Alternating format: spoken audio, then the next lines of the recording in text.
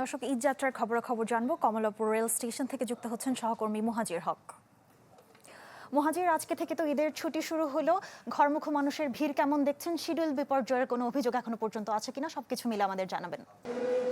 সামিয়া, ঈদ যাত্রার আজকের তৃতীয় দিনের যে ঘরমুখো মানুষের যে ঢল আমরা দেখতে পাচ্ছি, একেবারেই সকাল থেকেই কমলাপুর রেলওয়ে স্টেশনে যারা ঘরমুখো মানুষ রয়েছেন তাদের কিন্তু বলা যায় যে উপচে পড়া ভিড়, এবং সেটা আমরা সকাল থেকেই দেখতে পাচ্ছি। এবং কমলাপুর রেলওয়ে স্টেশনে সেখানে নিরাপত্তাও বেশ জোরদার করা হয়েছে, এবং বিশেষ করে যারা আগে ভাগে টিকিট কেটে রেখেছেন তারাই যেতে পারছেন, এবং অনলাইনের মাধ্যমে যারা টিকিটটা কেটে রেখেছেন, এখন যারা মূলত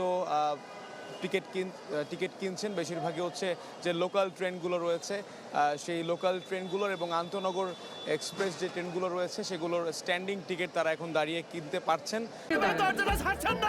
আমি কি কিছু ধরেছি নাকি? আপুটা আপনাকে চেক আউট করছে, জাস্ট কুল থাকুন। টিকিট ছাড়া আসলে কাউকে ভেতরেই প্রবেশ করতে দেয়া হচ্ছে না, এবং আপনারা দেখতে পাচ্ছেন যে একেবারেই কমলাপুর রেলওয়ে স্টেশনের যে মূল প্রবেশদ্বার সেখানেই 4-5 স্তরের একটা চেকিং হচ্ছে, সেখানে তারা মূলত টিকিটটাই দেখছেন।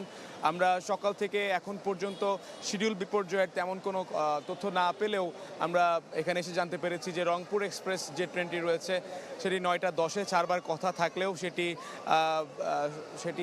সেটি কিছুটা দেরি করেছে, এবং সেই অঞ্চলের যাত্রীদের সঙ্গে আমাদের কথা হচ্ছে, তারা আমাদেরকে জানিয়েছেন যে দেরি হওয়ার কারণে তারা কিছুটা বিরক্ত হলেও তারা দিন শেষে ট্রেন যাত্রাটাকে, রেলপথের যাত্রাটাকে তারা সবচেয়ে স্বস্তির মনে করেন। এবং কেউ আগে ভাগে অনেক পরিবার তাদের সদস্যদের আগে ভাগেই পাঠিয়ে দিয়েছেন বাড়িতে সেই ঈদ করবার জন্য, এবং সড়কের যে একটা ঝক্কি ঝামেলা যানজট এসব কিছু এড়িয়ে ট্রেন যাত্রাটাকে তারা বেশ আরামদায়ক মনে করেন। এবং এবারও কিন্তু আমরা দেখতে পেয়েছি ছাদে ওঠার যে একটা প্রবণতা, সেটা এখন পর্যন্ত না দেখলেও সেই প্রবণতাটা থেকেই যায়। তবে রেলওয়ে কর্তৃপক্ষ বলছে তারা এই ব্যাপারে একটা কঠোর সিদ্ধান্তে আসবে। সামিয়া।